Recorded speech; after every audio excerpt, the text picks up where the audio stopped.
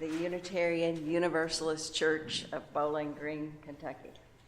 Whether you are here in person or online, we are so glad you're joining us today, especially on this cold day. My goodness, it should be warmer next week, let's hope. My name is Valerie Brown, and I will be your service associate today. Just a little housekeeping. If you would turn your phones to silence so that we can be fully present with each other here this morning. We are a welcoming congregation. Whoever you are, however you identify, wherever you come from, whoever you love, you are welcome here. Our Sunday services are different each week so that we may honor and learn from our wide array of traditions and beliefs. Today, our speaker is Dr. Molly Kerby, and we are so happy to have her. I will introduce her later, but today she will be talking about diversity and inclusion and belonging and equality. And today in the New York Times this morning, I read a really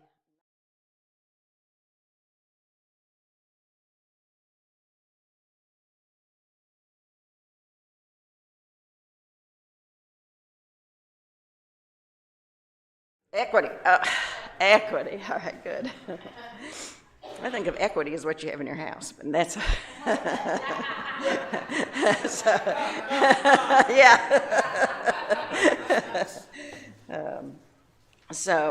that should be a really interesting message for us.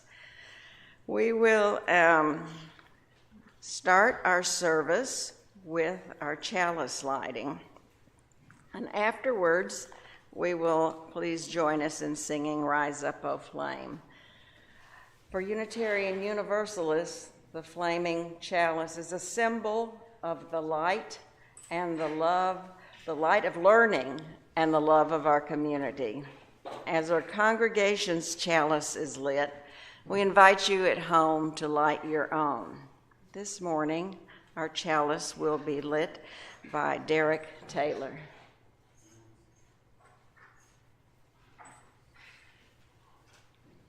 Thank you, Derek.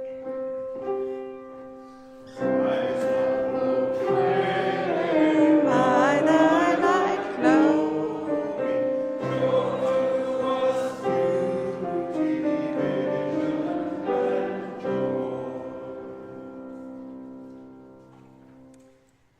Matt Hazel will come from behind the curtain and give us our opening words. Matt? Is he there? I am coming, I swear.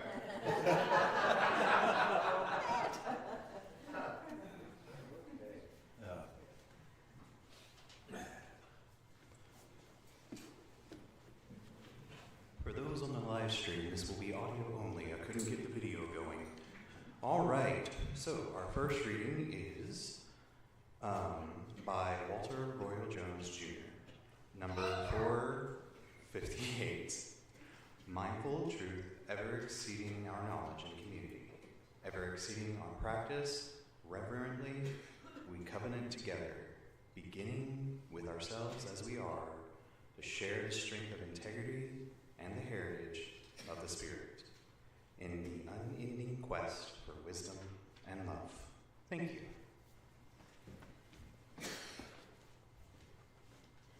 It's multi-talented. Our opening hymn will be number 1000 in the teal hymnal. Yes. And Ryan Thomas will lead us in singing. So, please stand as you are willing and able in body or spirit. This is a rambunctious thing, so.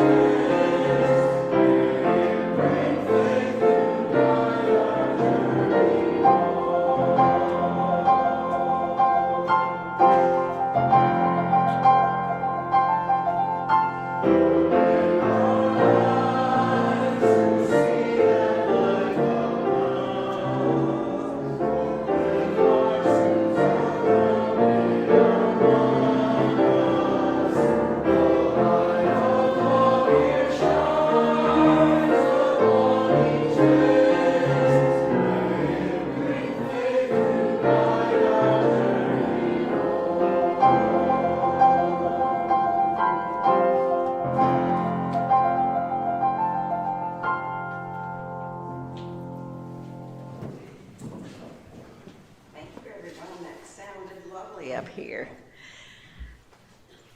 Let's join together, if you're willing and able, to read together our church's covenant. We promise to live in harmony and civility with awareness, tolerance, acceptance, and celebration of our diversity. We commit ourselves to enthusiastic support of our fellowship and of the Unitarian Universalist tradition through our individual gifts and talents. Thank you. Now we're going to sing the children out to their religious exploration, and they will be in the library today. They will not have to go out in the cold. Oh, now peace,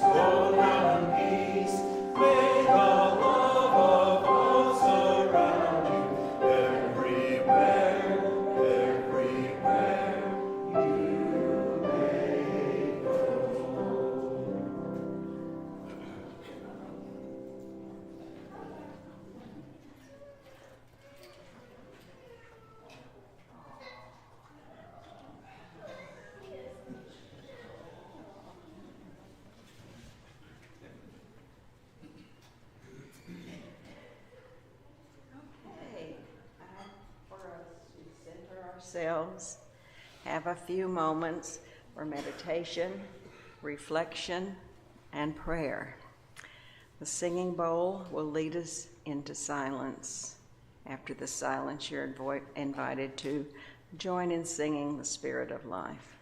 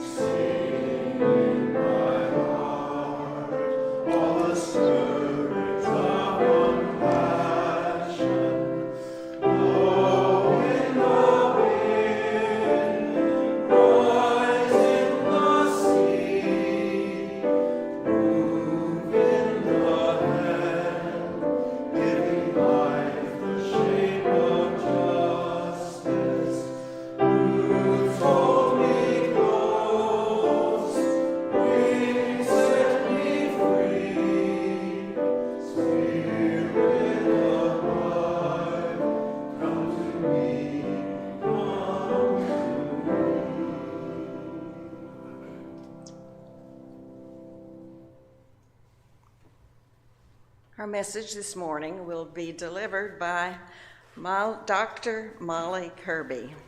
She is the Assistant Provost for Institutional Effectiveness and Engagement at WKU. Prior to serving in administration, Molly was a faculty member in Gender and Women's Studies for 19 years. She currently holds the rank of professor in the Department of Sociology and Criminology at Western, WKU. Her research and work focuses on theoretical predictive models of community and organizational change, particularly in areas related to higher education, civic engagement, and diversity, equity, and inclusion. Got it right that time, didn't I? Molly, we welcome you.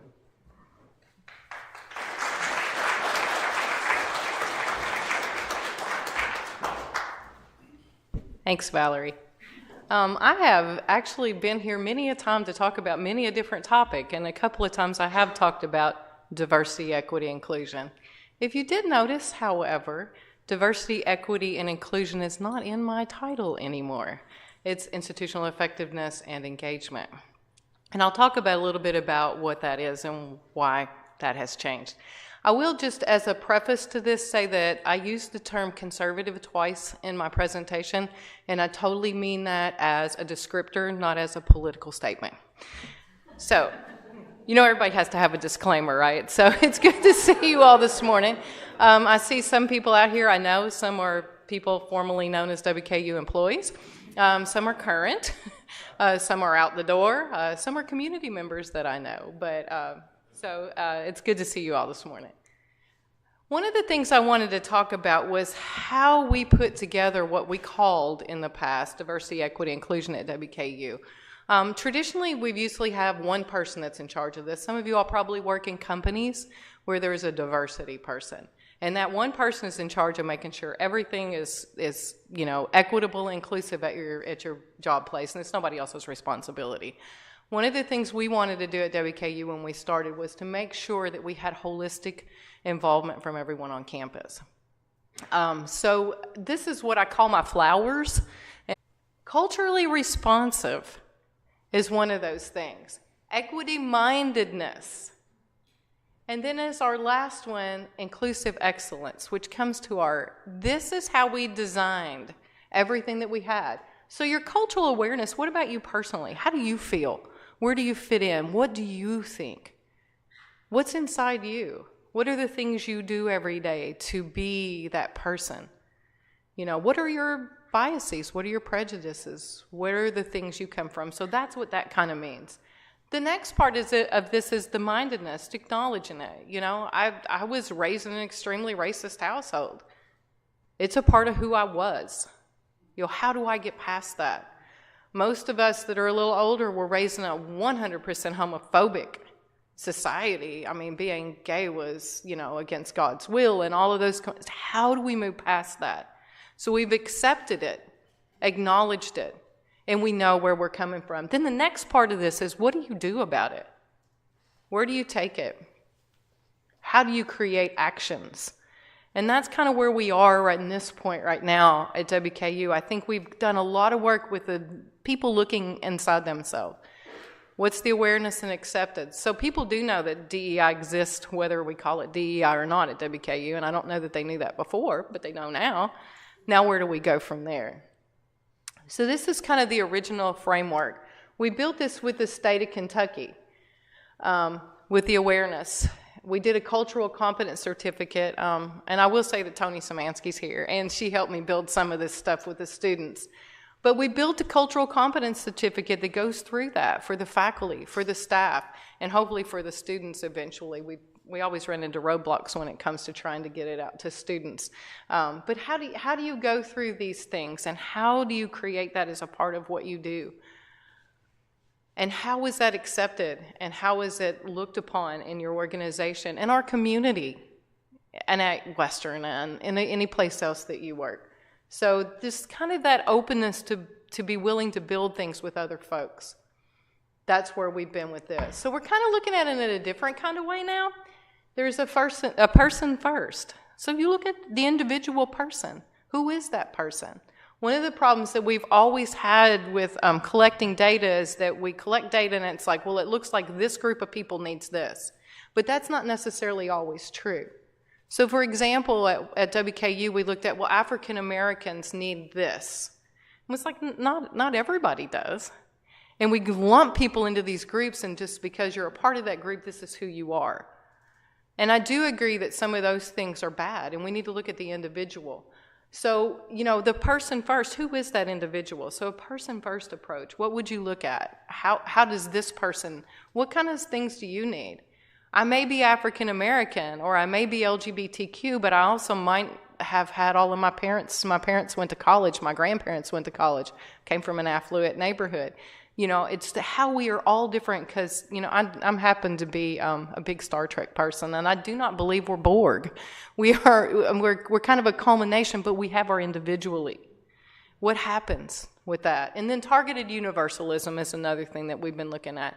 So there is a universal thing that we want. We want equality for people. We want equity for people. We want inclusiveness. But how do you target that at individuals?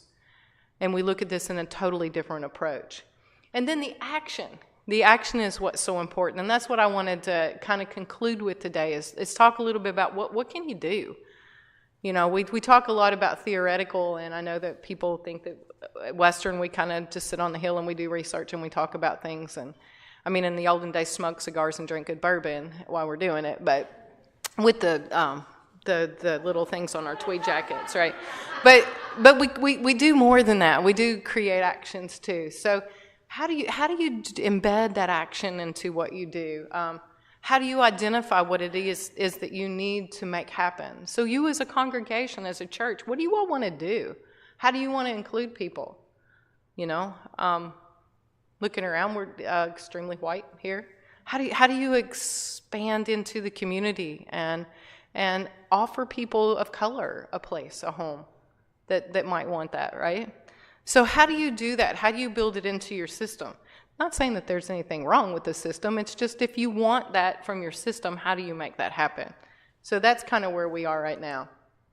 And some of the things that we've done, we focused on the classroom and how you teach and how you deliver your education.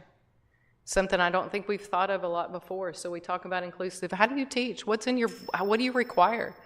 Are there just heterosexual white people in your textbooks, in the movies you assign? How's your grade distribution? Are you grading fairly? Because you may not know. Have you ever sat down and looked at it, that kind of thing? We also have a program for the state. For the staff that's through the state. So the staff, how do you work with people? How do you talk to the people you work with? Are you including everybody? We've always had a huge issue in the workplace when the boys go out to have wings and talk about sports. Oh, and the girls don't get invited, right? The men, and it's always been an issue. But what happens when you go out to eat those wings and drink beer and watch the sports? You talk about work. So that gives the people that you go out with a step forward and gives them the information that other people don't have. Think about what you do in the workplace and how you include people and how you don't. So those are the kind of things that we're doing. We had a whole list of people that helped us out with that. Again, we didn't do it by ourselves. We had a lot of people help us with it. Like I said, we did it for the workplace too. We've just started this and it's going extremely well. People volunteer to get in it. Nothing's mandated. That's another thing that they're having a problem with the state is mandatory trainings of any sort. So you have to make it available, but not mandatory. So we're with that. This all is not mandatory. One thing too, I think that we've done in the past that I have pushed to stop is that if somebody does something unacceptable in the workplace, that we punish them by making them go to diversity training, so it's been seen as a punishment. Sometimes with lawsuits, they're like, okay, well, we'll stop suing you if you'll make that person go to training, which does absolutely no good. So that's another thing that we have kind of backed off of and made everything voluntary. I think part of what we see a lot too is that people's voices get smothered. I think that cancel culture has had a bad effect on what we're doing, and I think that's what we're seeing in higher education. If you've been reading things with people getting fired because of things they said or things that they believe or that sort of thing, people are scared. I know with some of the conflicts that we've had recently, people won't stand up one side or the other because for fear of losing their job. In the process of this, we've managed to fire people for things. The Me Too movement kind of started that, which I thought was fabulous. We're finally getting sexual assault, taken care of and all this. But then all of a sudden it's like, well, she disagreed with me because my shirt really is purple. You're fired. So it's gotten really bad about cancel culture and people getting fired for things. So that's another issue that we have going on. These are some other things that we've done. If you all have noticed, Jonesville was a community at Western Kentucky was not at Western, was a part of the Bowling Green community. And as we expanded on campus, we took that land through eminent domain. It happened all over the country for different places. So we displaced an entire African American community, and we're trying to embrace that history again. So it's where Diddle Arena is now, down through the baseball field, and pushed out a little bit in both directions on either side too. So we're trying to recognize that. We have Provost Engagement Fellows and some of those things that have helped us. We have a Diversity Award again. We are not going to call it a Diversity Award. We're going to call it the One WKU Award for people who are working to that. We've been working with HR people about forming just healthy behaviors in your job place, in your unit. How are you doing things? We've been going to Pride, which has been fun. A lot of people don't approve of that, but we got some beach balls and went and had a good time. So we've been recruiting in different areas from different places rather than just the schools and going out. Some of the things we want to start doing is a podcast talking about these sort of things, because that's, I know there are some churches that have started podcasts too to talk about what they're doing. I don't know whether you all are on that one, but that's a good idea. Book discussions, everybody always thinks that's stupid, but it works really well. It's not about the book. It's about the discussion that comes out of it. So these are just some things that we have been working on. And the other thing is going with wellness beyond, and diversity beyond skin color, ethnicity, sex, gender identity, but into other things like disability, neurodiversity, those sort of things. So we've expanded the definition of what we're looking at when we're talking about diversity on campus too. So we really have been doing a good job with that. Just simple things about using a microphone when you get up and talk in front of people. I don't know how many times you go someplace and people's like, I've got a really loud voice. It's like, it doesn't matter how loud your voice is. There's speakers in different places. People may read your lips. People may not be able to hear but what's coming just from your mouth, but they can hear. So all kinds of things like that we've been talking about, which expands it, not to just talk about sex and race. So our first goal that I want to leave you with 3 things is to look at your system and your structure. Who's sitting in the room? What are you talking? Who's at the table? Who's having those conversations? What are your policies and practices and procedures?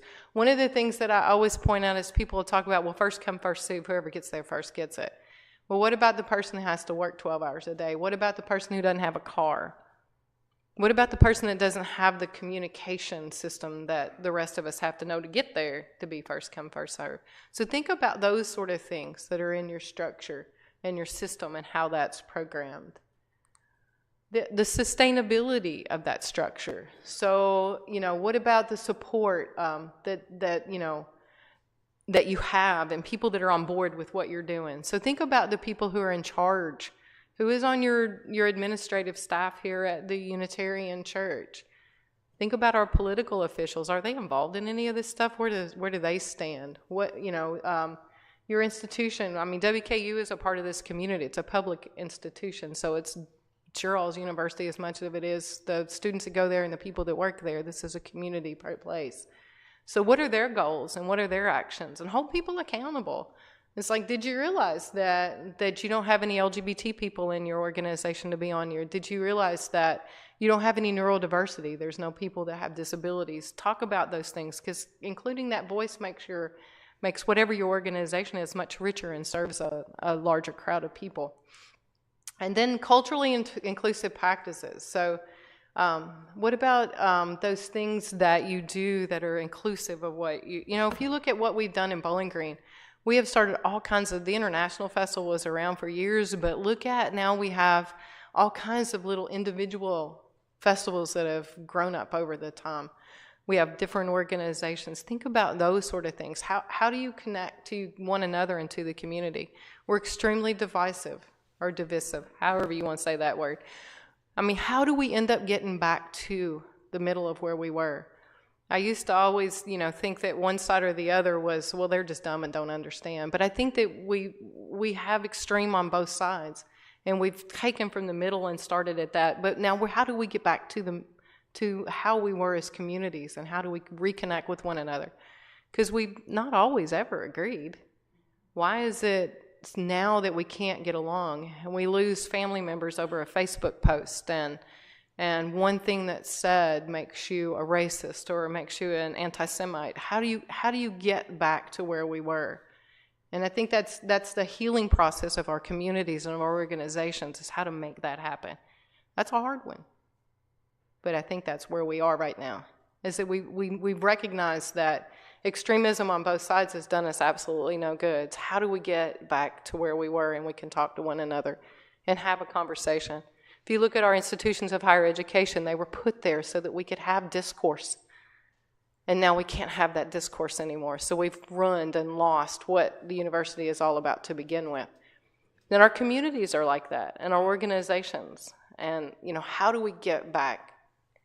I don't know why the Beatles just went through my head. How do we get back to where we once belonged? But that's where I went.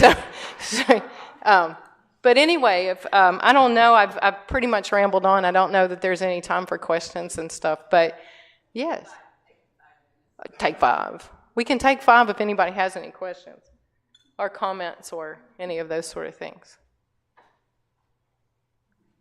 Did I cover it all? Yes, Uta. Did I understand this right, that he said you had grading certificate and had some people students go through it? I guess I was asking, what's the reception of that? It's a micro-credentialing program right at the moment. We have a certificate program that's not been proposed, but hopefully we can get it proposed. People really, really do want to know. It's a curiosity thing. And when we have these things, people come, and for the most part, we make it a safe environment for people who want to get these micro-credentials where you can say what you want to say and ask questions. And so much on our organizations and on campus that you're scared to say anything where you are. But having that open environment and saying, hey, nothing goes out. This is Las Vegas. Nothing goes out of here has kind of helped. I do think that people that tend to be more conservative on our campuses feel like their voice isn't being heard. And that's one of the things that we're working on really hard, is to make that happen. But yeah, the reception's been great. I mean, we usually cap at these things at about 18 people, and we have that 18 that we need. We actually let 2 extra people in the staff side this time, so we had 20, which ended up being 18 because 2 people dropped out. But that's how classes usually work. So, yeah.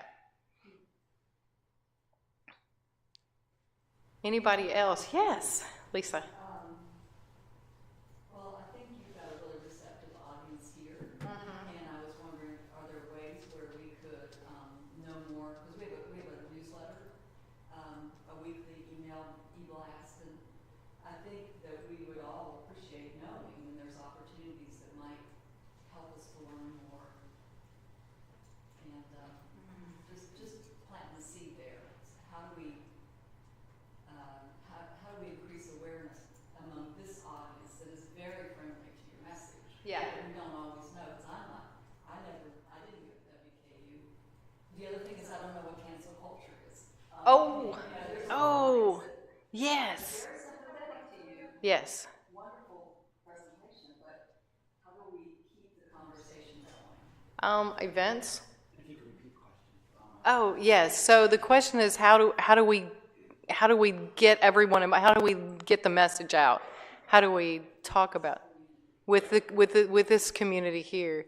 I would say offer people, come and do workshops. I don't know if people have time during the week. I don't know if you all do those sort of things, or maybe have a whole presentation on what cancel culture is and why it's hard and why we've had issues with cancel culture. So cancel culture is basically when I get on social media or I go somewhere and I say that you did something and you lose your job because of it. So I've totally canceled your existence, your career, everything. And then we've seen that happen a lot in Hollywood and with talk show hosts and all kinds of things. So that's what cancel culture is. It's become a whole part of our culture now that we just cancel people over something. Sometimes something they did 40 years ago. And while I think what they did was horrible, I think about things that I said. We used to use the R word for people who were neurodiverse or intellectually challenged. I used to use that word and just call my friend that, but somebody could have said that 40 years ago, and then you lose your job because of it now. That's a cancel culture, and it can be very destructive. Yeah. I know people probably have different opinions on cancel culture, but sorry, that was just, yes. Do you think that the focus on identity politics is something that feeds into cancel culture, where everyone has their own hyper-specific, subset of person that they identify as, and if you say something that offends me from that point of view, then it's my right to cancel you, or what, I just feel like identity politics is causing a lack of understanding and a lack of common ground between people. 150 million%. That's exactly where that came from. And I can't say that I haven't been a little guilty of lashing out when somebody, attacks one of my identities. And I think a lot of that started with the Me Too movement. I'm a huge feminist, and, sexual assault offenders, it's like, I don't care if you did it 60 years ago, you're out of here, you should have been in jail, those things, yeah, that's exactly, identity politics is what's being discussed over here. That's a whole nother thing we could talk about forever. And maybe too that WKU could do a better job of reaching out to the community and having community involvement. I know that when I first started at WKU in the 80s, we had there were invisible walls and I think we've put those real walls up now. We don't do as much work with the community as we used to, and I've been on that for the last 10 years. But I'm not in charge. Obviously, I can't even keep a title without. So, anybody? Yes. One of my sons is a retired professor. Mm-hmm. Several years ago, as a faculty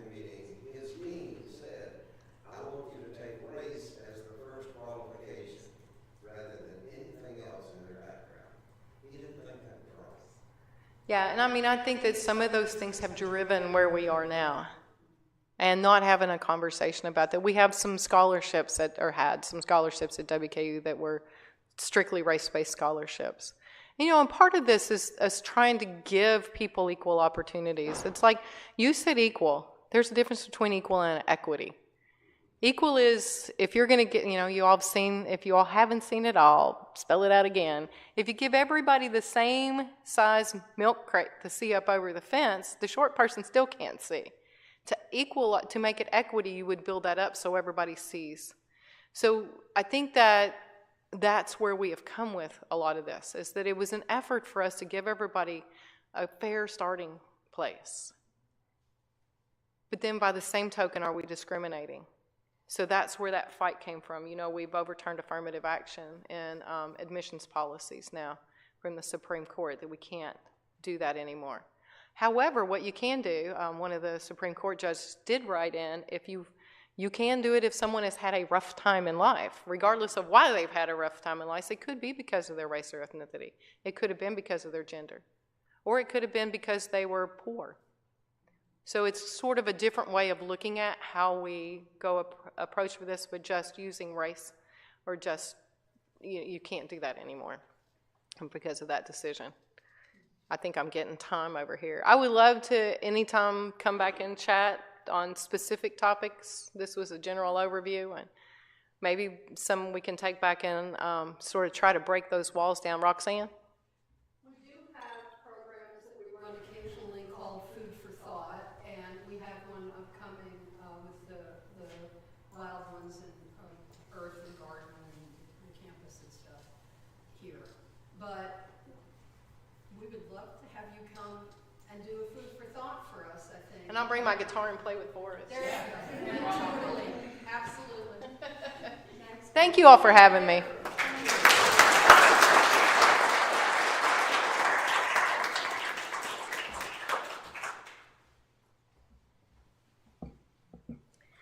Thank you, Molly. It gives us lots to think about and hopefully take action on. And we appreciate it. We have our offering next, and for those of you who aren't aware, we have a third Sunday offering each month that goes to a local charity or a charity that involves our congregation, our Unitarian Universalist Association. So our third Sunday beneficiary for January is the Unitarian Universalist Service Committee Guest at Your Table program. Now there are some envelopes scattered around, and if you would put your donation to the Guest at Your Table, and that's abbreviated GAYT, but make it out to the BGUU church. Okay, UUCBG.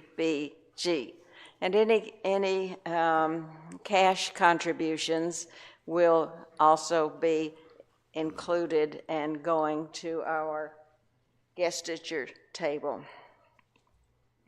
The UUSC works around the world to advance human rights and social justice, partnering with on-the-ground allies, which transforms our UU values into action. So again, this is a contribution that helps move our principles into action. And our church has a long tradition of donating to this cause. So please give generously as you are willing and able. And our music during the offertory will be by Forrest and John. No, John's not here. Okay. Bob, look at you. Forrest and Lisa and Rhonda and Ryan. So And on the last verse, if you know this song, please join the singing.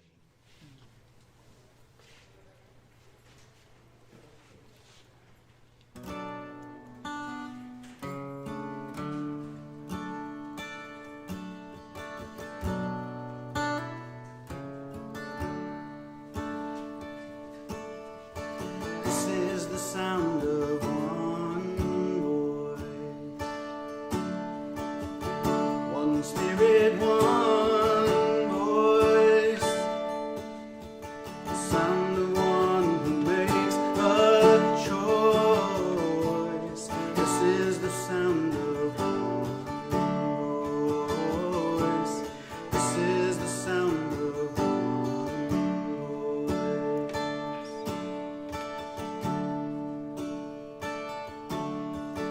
This is the sound of voices too. The sound of me singing with you, helping each other to make it through. This is the sound of voices too. This is the sound of voices too.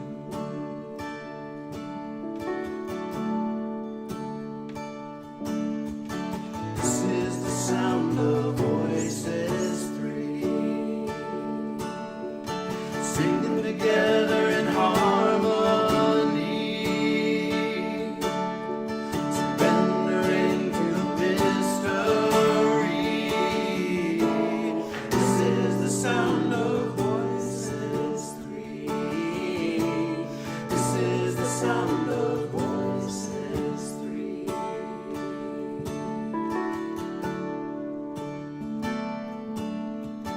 This is the sound of all of us, singing with love and the will to trust. You rest behind it and turn to dust. This is the sound of all of us. This is the sound of all of us.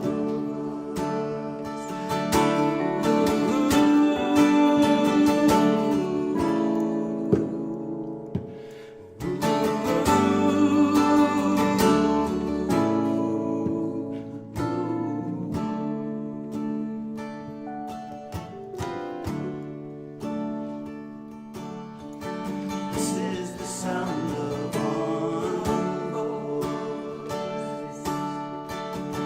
one people, one voice, song for every one of us. This is the sound of one voice. This is the sound of one voice.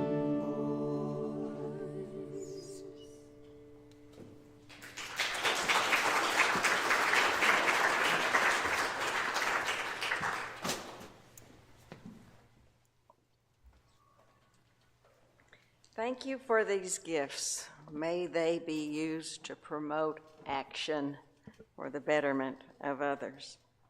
We have a little community news before we close.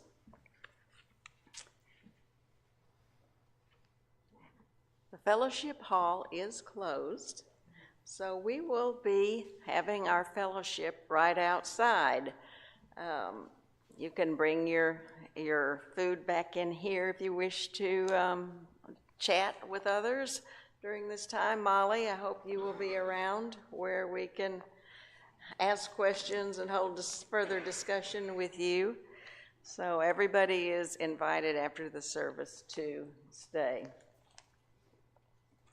First Sunday potlucks will begin after, hopefully the fellowship hall will be open. And then we're having a game night. It's been postponed until the 27th of the month. The Earth Circle Midwinter Festival is going to be held Saturday at 7 p.m., February the 3rd, in the sanctuary.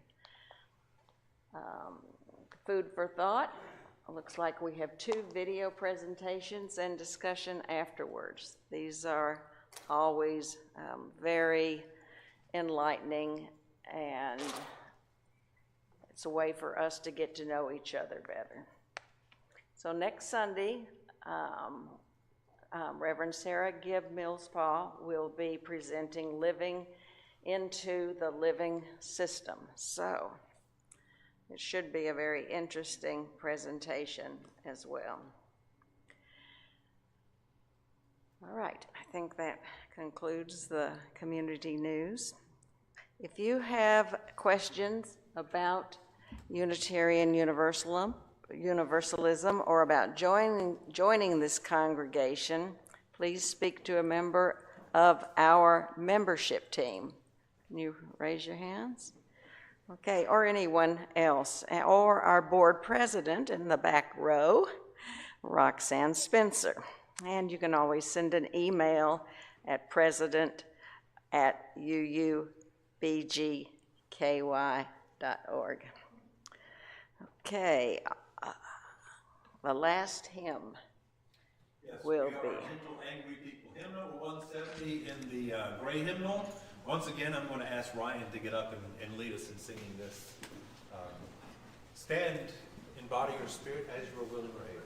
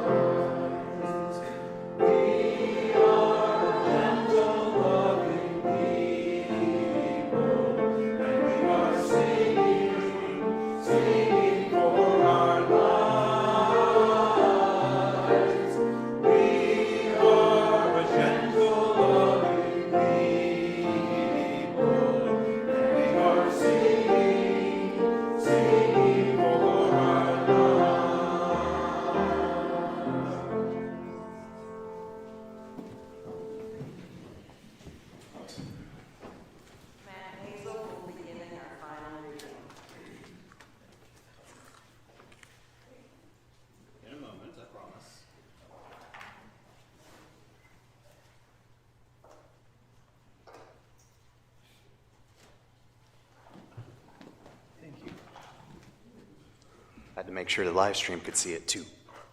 All right. Our final reading is number 459 by William F. Schultz. This is the mission of our faith, to teach the fragile art of hospitality, to revere both the critical mind and the generous heart, to prove that diversity need not mean divisiveness, and to witness all that we must hold the whole world in our hands.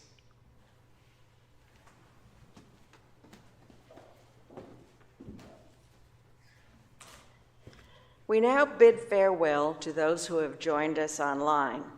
We hope you found this service meaningful and invite you to join us again, either in person or online.